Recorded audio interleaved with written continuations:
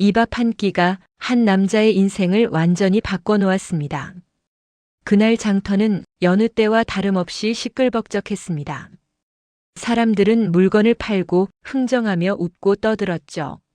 하지만 석구는 그 소란 속에서 한 사람을 발견했습니다. 모퉁이에 쪼그리고 앉아 고개를 떨군 채 아무 말도 하지 않는 한 처녀였습니다. 너덜너덜한 옷, 흙먼지 묻은 얼굴. 그녀는 거지였습니다. 지나가는 사람들은 모두 그녀를 피해갔습니다.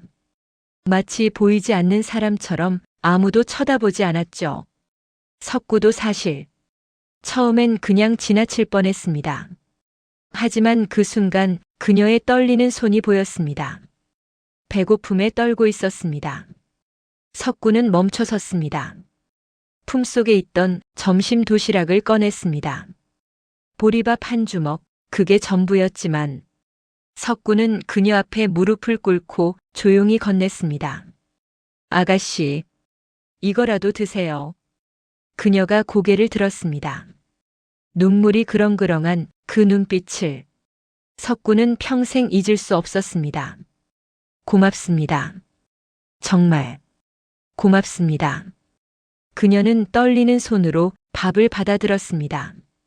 그리고 눈물을 흘리며 한 숟가락 한 숟가락 천천히 먹기 시작했습니다.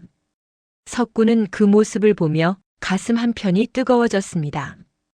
이게 뭐라고 이렇게 기뻐하시나. 하지만 그는 몰랐습니다. 이 작은 선행이 그의 인생을 송두리째 바꿔놓을 줄은. 여러분이라면 어떻게 하셨을까요? 사연 시작 전 구독과 좋아요 부탁드립니다. 그의 이름은 석구였습니다. 조선의 작은 마을에서 머슴으로 살아가고 있었습니다. 25살 한창 피어날 나이였지만 그에게는 아무것도 없었습니다. 아침 해가 뜨기 전 석구는 일어났습니다. 박 부잣집 사랑채 뒤 작은 헛간이 그의 거처였습니다. 5평도 안 되는 좁고 낮은 공간. 천장에서는 물이 샜고 겨울엔 바람이 들어왔습니다. 하지만 석구는 불평하지 않았습니다. 이것만으로도 감사한 일이었으니까요. 새벽 4시 석구는 마당을 쓸었습니다.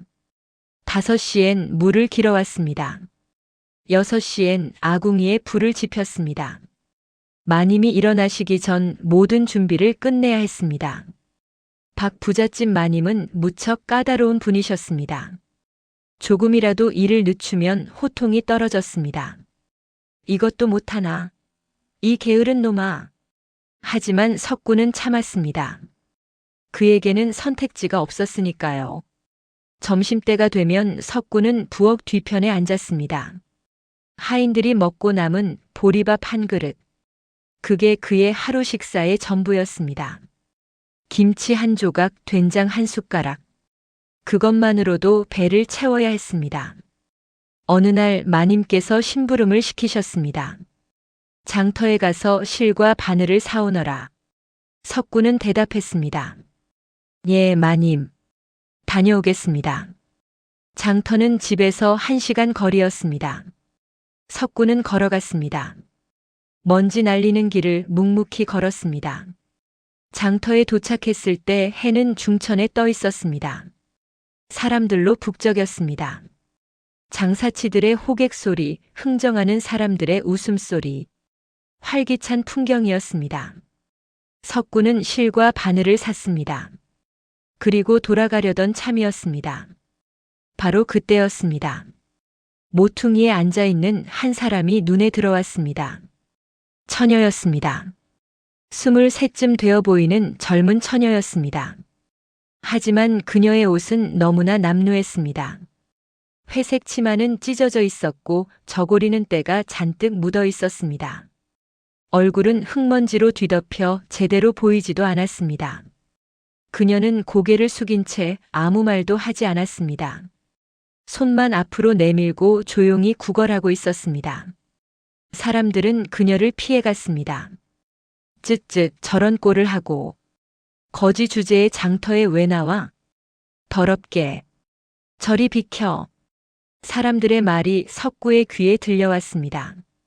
석구는 가슴이 아팠습니다. 자신도 가난하지만 저 사람은 자신보다 훨씬 더 힘든 처지인 것 같았습니다. 석구는 잠시 망설였습니다. 자신의 점심이 품속에 있었습니다. 보리밥 한 주먹, 그게 전부였습니다. 이걸 주면 오늘 굶어야 합니다. 하지만 석구는 그녀에게 다가갔습니다. 천천히 무릎을 꿇었습니다. 그리고 조용히 말했습니다. 이거라도 드세요. 그녀가 고개를 들었습니다. 처음으로 그녀의 얼굴이 제대로 보였습니다. 깡마른 얼굴, 움푹 들어간 눈. 하지만 그 눈빛만큼은 맑았습니다. 정말 괜찮으신가요? 그녀가 떨리는 목소리로 물었습니다. 석구는 고개를 끄덕였습니다. 예, 드세요. 제발 드세요. 그녀는 눈물을 흘렸습니다. 고맙습니다. 정말 고맙습니다. 석구는 일어서서 천천히 뒤돌아섰습니다. 더 이상 보고 있으면 마음이 무너질 것 같았습니다. 뒤에서 그녀가 밥을 먹는 소리가 들렸습니다. 한 숟가락 한 숟가락. 천천히 소중하게. 석구는 걸음을 재촉했습니다. 집으로 돌아가는 길 배는 고팠습니다. 하지만 마음만큼은 따뜻했습니다. 잘한 일이야. 석구는 스스로에게 말했습니다. 저녁이 되어 집에 도착했습니다. 마님께 실과 바늘을 드렸습니다. 왜 이렇게 늦었느냐? 마님께서 화를 내셨습니다. 석구는 사과했습니다. 죄송합니다, 마님. 마님은 째려보시더니 안으로 들어가셨습니다. 석구는 헛간으로 돌아왔습니다. 그리고 누웠습니다. 빈속이었지만 잠은 잘 왔습니다. 꿈속에서 석구는 그 처녀를 다시 만났습니다. 그녀는 웃고 있었습니다. 고맙다고, 정말 고맙다고 계속 말하고 있었습니다. 며칠이 지났습니다. 석구는 일상으로 돌아왔습니다. 새벽에 일어나 하루 종일 일했습니다. 하지만 마음 한편에는 그 처녀가 남아 있었습니다. 잘 지내고 계실까? 밥은 드시고 계실까? 어디서 주무실까? 문득문득 생각났습니다. 열흘쯤 지났을 때 석구는 다시 장터에 갔습니다. 심부름 때문이었습니다. 석구는 그녀를 찾았습니다. 그 모퉁이에 혹시 그녀가 있을까? 하지만 그곳엔 아무도 없었습니다. 석구는 주변을 돌아봤습니다. 장터 이곳저곳을 꼼꼼히 살펴봤습니다. 하지만 그녀는 어디에도 보이지 않았습니다. 혹시 어디 가셨을까? 아니면 불길한 생각이 들었습니다. 혹시 무슨 일이라도. 석구는 고개를 저었습니다. 아니야, 아닐 거야.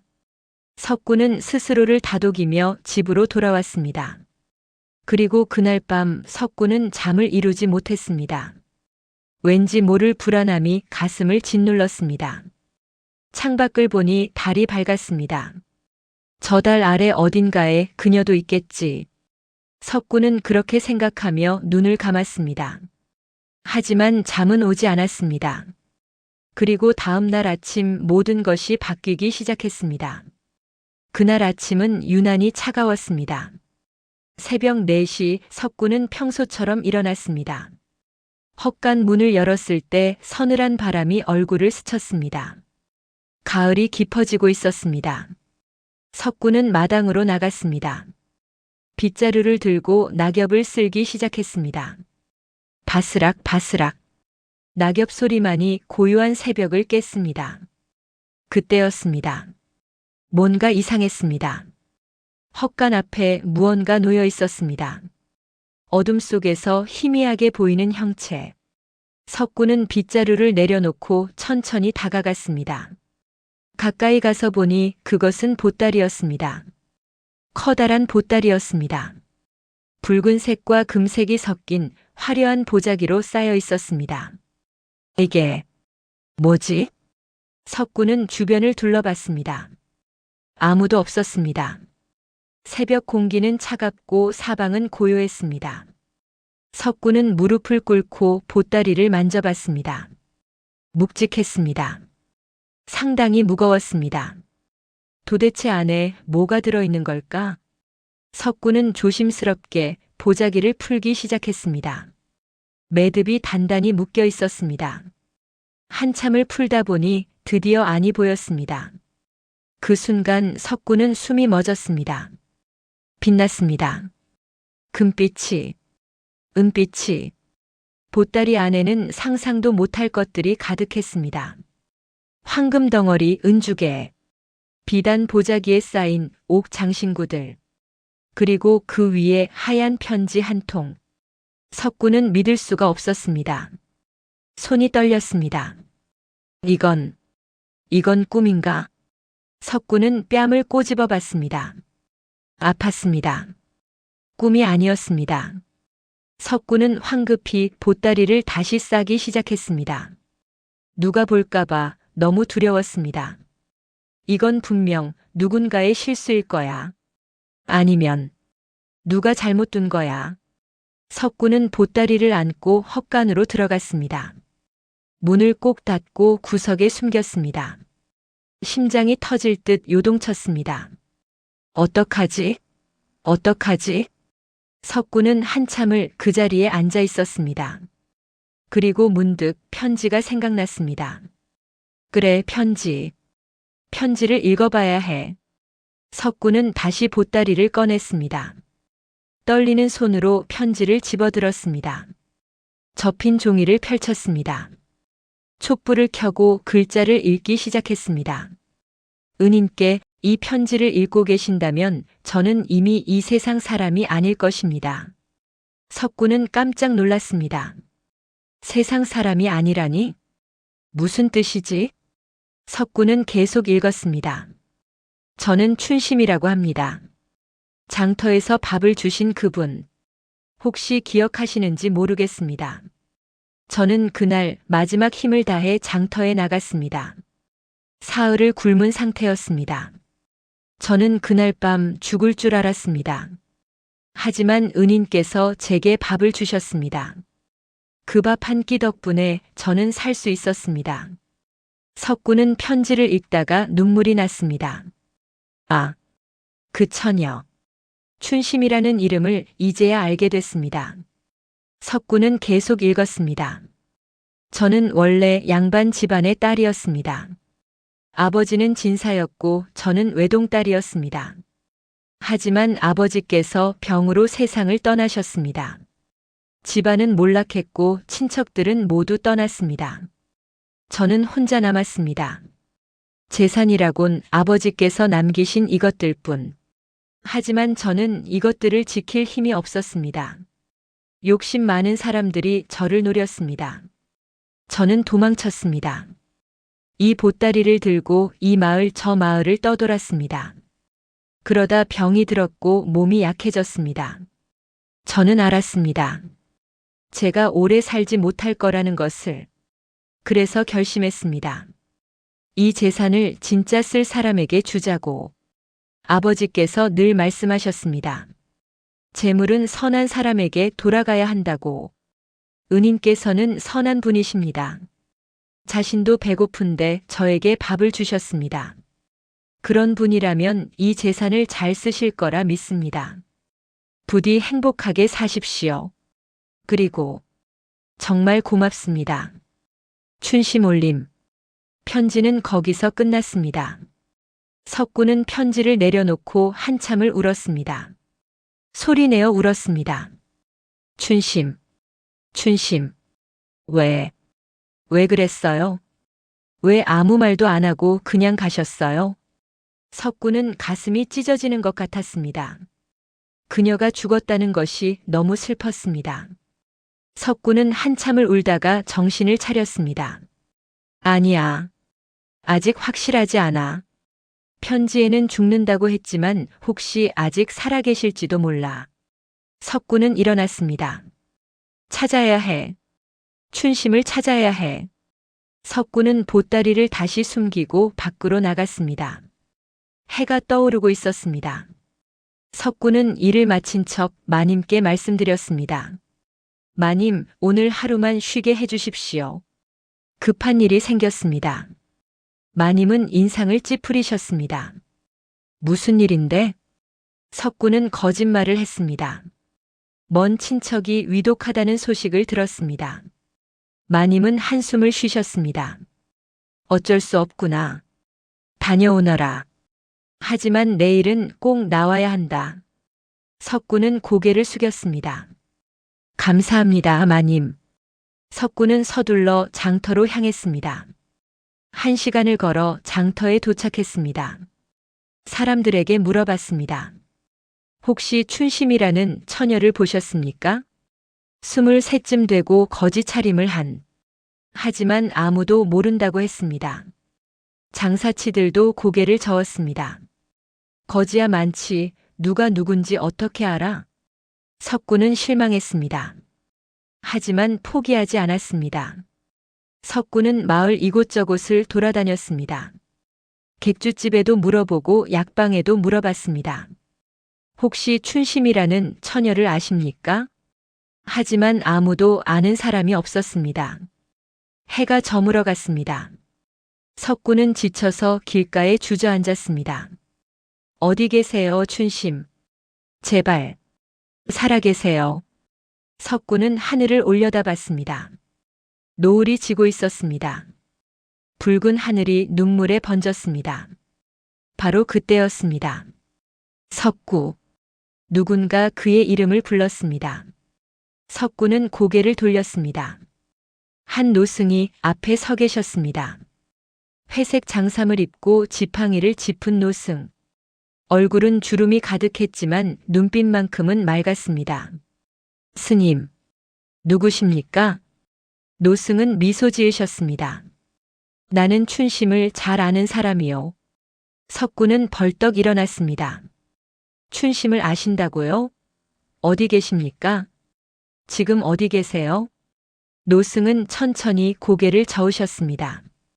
춘심은 이미 떠났소. 사흘 전 세상을 떠났소. 석구는 그 자리에 주저앉고 말았습니다. 아니에요. 아니라고요. 노승은 석구의 어깨에 손을 올리셨습니다. 춘심은 마지막까지 그대를 찾았소. 그대에게 고맙다고 꼭 전해달라고 했소. 그리고 행복하게 살라고. 석구는 참았던 눈물이 터져 나왔습니다. 왜 아무 말도 안 하고. 제게 말했으면 제가 도와드렸을 텐데. 노승은 고개를 저으셨습니다. 춘심은 그대에게 짐이 되고 싶지 않았소. 그대도 가난한데 자신까지 돌볼 수 없다고. 그저 마지막 선물만 남기고 싶었던 것이요. 석구는 한참을 울었습니다. 노승은 말없이 곁에 앉아 계셨습니다. 한참 후 석구는 눈물을 닦았습니다. 스님, 춘심은 어디에? 노승이 말씀하셨습니다. 마을 뒤 언덕에 조용히 묻혀 있소. 내가 직접 장례를 치러주었소. 춘심의 마지막 소원이 그대의 행복이었소. 그러니 그대는 행복해야 하오. 그것이 춘심을 위한 진짜 보답이 될 것이요. 석구는 고개를 끄덕였습니다. 노승은 일어서셨습니다. 이제 가보겠소. 그대의 앞날에 복이 가득하기를. 노승은 그렇게 말씀하시고 천천히 걸어가셨습니다. 석구는 그 뒷모습을 한참 바라봤습니다. 그리고 결심했습니다. 춘심, 약속할게요. 이 재산을 꼭 선하게 쓸게요. 그리고 행복하게 살겠습니다. 당신이 바라셨던 것처럼. 석구는 일어나 언덕으로 향했습니다. 춘심의 무덤 앞에 섰습니다. 작은 봉분이 쓸쓸히 서 있었습니다. 석구는 무릎을 꿇고 절을 올렸습니다. 고맙습니다, 춘심. 정말 고맙습니다. 당신을 평생 잊지 않을 거예요. 바람이 불었습니다. 마치 춘심이 대답하는 것 같았습니다. 석구는 천천히 일어나 마을로 돌아왔습니다. 마음은 무거웠지만 발걸음은 단단했습니다. 이제 석구는 새로운 삶을 시작해야 했습니다. 춘심이 남긴 선물을 헛되이 하지 않기 위해. 다음 날 아침 석구는 박 부잣집을 찾아갔습니다. 마님께 말씀드렸습니다. 마님, 그동안 감사했습니다. 하지만 이제 여기서 일을 그만두려 합니다. 마님은 깜짝 놀라셨습니다. 뭐라고? 갑자기 무슨 소리냐? 석구는 차분히 말했습니다. 제가 갈 곳이 생겼습니다. 더 이상 폐를 끼칠 수 없습니다. 마님은 화를 내셨습니다. 이 은혜를 모르는 놈. 내가 먹여주고 재워줬는데. 석구는 고개를 숙였습니다. 죄송합니다. 하지만 결정했습니다. 그리고 석구는 헛간을 나왔습니다. 보따리를 짊어지고 마을을 떠났습니다. 어디로 가야 할까? 석구는 한참을 걸었습니다. 그리고 결심했습니다. 새로운 곳에서 새로운 삶을 시작하자. 춘심이 바랐던 것처럼 석구는 이웃 마을로 갔습니다. 그곳에서 작은 집을 하나 구했습니다. 초가집이었지만 깨끗하고 따뜻했습니다. 춘심이 남긴 재산 중 은 조각 몇 개로 넉넉히 살 수 있었습니다.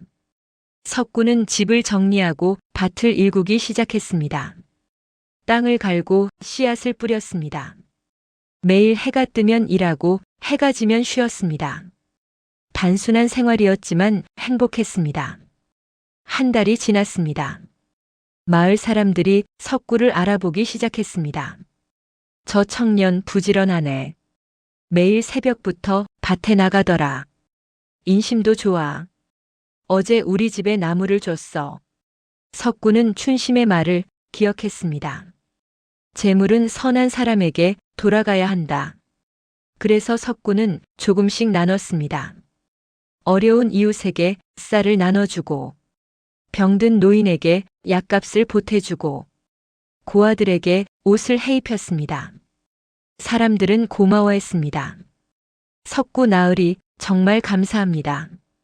나으리 덕분에 살았습니다. 석구는 손을 저었습니다.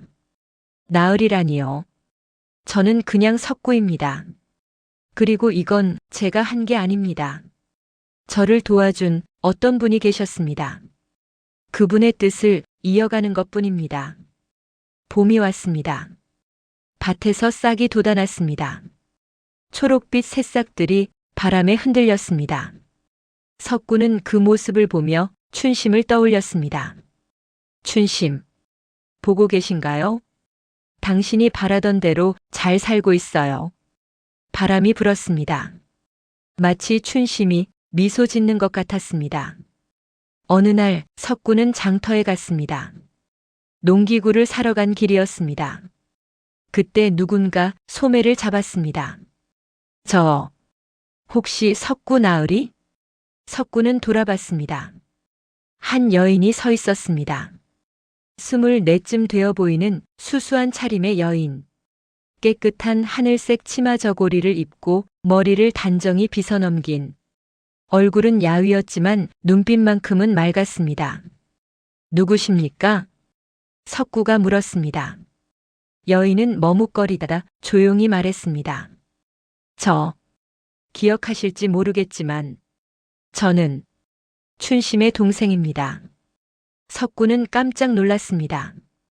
춘심의 동생이라고요? 여인은 고개를 끄덕였습니다. 예, 저는 춘하라고 합니다. 언니가 돌아가시기 전 제 이야기를 하셨어요. 석구라는 분께 꼭 감사하다고 전하라고. 석구는 가슴이 뜨거워졌습니다. 춘심에게 동생이 있었구나. 춘하는 눈물을 글썽이며 말을 이었습니다. 언니는 저를 친척집에 맡겨놨었어요. 언니 혼자서는 저까지 돌볼 수 없다고. 하지만 언니가 돌아가시고 친척들이 저를 내쫓았어요. 저는 갈 곳이 없어서 이 마을에 왔습니다. 그리고 석구 나으리가 이곳에 계신다는 소식을 들었어요. 석구는 춘하를 바라봤습니다. 춘심과 닮았습니다. 특히 그 맑은 눈빛이. 석구는 물었습니다. 지금 어디서 지내십니까? 춘하는 고개를 숙였습니다. 객주집 부엌에서 일을 거들며 지냅니다. 방 한 칸 얻어서 그곳에서 자고. 석구는 더 이상 듣지 못했습니다. 제 집으로 가시죠. 네. 춘하가 놀라서 석구를 봤습니다. 석구는 단호히 말했습니다. 춘심의 동생을 그렇게 둘 수 없습니다. 제 집에 방이 하나 있습니다. 그곳에서 지내세요. 춘하는 눈물을 흘렸습니다. 정말 괜찮으신가요? 석구는 고개를 끄덕였습니다. 춘심도 그렇게 바랐을 겁니다. 그날부터 춘하는 석구의 집에서 지냈습니다. 석구는 밭일을 하고 춘하는 집안일을 했습니다. 처음엔 어색했지만 점점 익숙해졌습니다. 춘하는 부지런했습니다. 새벽에 일어나 밥을 짓고 청소를 했습니다. 그리고 밭에 나가 석구를 도와주었습니다. 석구는 춘하를 보며 춘심을 떠올렸습니다. 언니를 많이 닮았네요. 석구가 말하자 춘하가 미소 지었습니다. 언니가 살아계셨으면 얼마나 좋았을까요? 저도 그렇게 생각합니다. 두 사람은 함께 춘심의 무덤을 찾아갔습니다. 그리고 절을 올렸습니다. 언니, 저 잘 지내고 있어요. 석구 나으리 덕분에. 춘하의 목소리가 떨렸습니다. 석구도 말했습니다. 춘심 걱정 마세요. 제가 춘하를 잘 돌보겠습니다. 바람이 불었습니다. 따뜻한 봄바람이. 계절이 바뀌었습니다. 여름이 왔고 가을이 왔습니다. 춘하와 석구는 함께 일하고 함께 웃었습니다. 마을 사람들이 수군거리기 시작했습니다. 저 둘 잘 어울리는데? 석구도 장가갈 나이고 춘하도 시집갈 나이 아닌가? 언제 혼인하려나? 어느 날 저녁 석구는 춘하에게 물었습니다. 춘하 씨, 제게 하고 싶은 말 없으신가요? 춘하는 깜짝 놀라 고개를 들었습니다. 무슨 말씀이신지. 석구는 용기를 냈습니다. 저는 춘하 씨를 좋아합니다. 처음엔 춘심 때문에 도와드리는 거라 생각했습니다. 하지만 이제는 아닙니다. 춘하 씨 자체가 좋아졌습니다. 혹시 저와 함께 평생을 살아갈 마음이 있으신지요? 춘하는 눈물을 흘렸습니다. 저도요. 나으리를 좋아합니다. 아니, 석구 씨를. 석구는 춘하의 손을 조심스럽게 잡았습니다. 그럼 혼인해도 괜찮겠습니까? 춘하는 고개를 끄덕였습니다. 예, 좋아요. 두 사람은 그렇게 부부가 되었습니다. 소박한 혼례였지만 마을 사람들이 모두 왔습니다. 축하한다, 석구. 춘하도 축하해. 둘이 참 잘 어울려. 두 사람은 절을 올리고 서로를 마주봤습니다. 춘하의 눈에 눈물이 가득했습니다. 행복한 눈물이었습니다. 석구도 눈물이 났습니다. 춘심, 보고 계신가요? 행복합니다. 정말로. 당신의 선물 덕분에 새로운 인생을 살게 되었습니다. 그날 밤 두 사람은 춘심의 무덤을 찾았습니다. 함께 절을 올렸습니다. 언니, 저희 혼인했어요. 춘하가 말했습니다. 언니 덕분이에요. 정말 고마워요. 석구도 말했습니다. 춘심 감사합니다. 당신 덕분에 세상에서 가장 소중한 사람을 만났습니다. 달빛이 밝았습니다. 춘심의 무덤 위로 은은한 빛이 내렸습니다. 마치 춘심이 축복하는 것 같았습니다. 그로부터 10년이 흘렀습니다. 석구와 춘하는 행복하게 살았습니다. 두 아이도 낳았습니다. 딸과 아들. 딸의 이름은 춘심이라 지었습니다. 춘심 고모를 닮아 착하고 예쁘게 자랐습니다. 석구는 여전히 이웃을 도우며 살았습니다. 춘심이 남긴 재산은 아직도 남아 있었습니다. 하지만 석구는 그 그것을 욕심내지 않았습니다. 필요한 만큼만 쓰고 나머지는 나눴습니다. 사람들은 석구를 선한 부자라고 불렀습니다. 하지만 석구는 알고 있었습니다. 이 모든 것이 춘심 덕분이라는 것을. 밥 한 끼. 석구가 준 밥 한 끼가 그의 인생을 바꿨습니다. 하지만 진짜로는 춘심의 선한 마음이 석구를 여기까지 이끌어준 것입니다. 여러분, 작은 선행을 무시하지 마세요. 누군가에게 건넨 따뜻한 말 한마디, 어려운 이에게 내민 작은 도움의 손길, 그것이 누군가의 인생을 완전히 바꿀 수 있습니다. 그리고 그 선행은 결국 여러분에게도 복으로 돌아올 것입니다. 춘심이 그랬던 것처럼 오늘도 석구는 춘심의 무덤을 찾아갑니다. 아이들의 손을 잡고 춘하와 함께, 그리고 말합니다. 고맙습니다, 춘심. 당신 덕분에 행복합니다. 바람이 붑니다. 따뜻한 바람이 마치 춘심이 미소 짓는 것 같습니다. 여러분도 오늘 누군가에게 선행을 베풀어 보세요. 그 작은 행동이 세상을 바꿀 수 있습니다. 긴 이야기 들어주셔서 정말 감사합니다. 여러분께 복이 가득하시길 바랍니다. 여러분이라면 어떤 선행을 하고 싶으신가요? 댓글로 나눠주세요. 그리고 구독과 좋아요, 알림 설정도 부탁드립니다. 다음 이야기에서 또 만나요.